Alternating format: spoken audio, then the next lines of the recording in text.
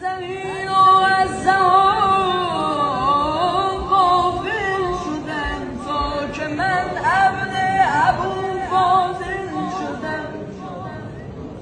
می نویسم عشق می خوانم قمر تا ابد عبد تو می مانم قمر.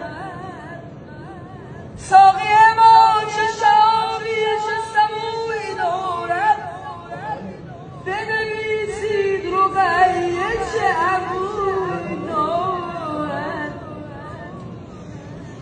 صحبت از مردی تو کار بنی هاشم بود، نام تو در دل میدان رجز قاسم بود.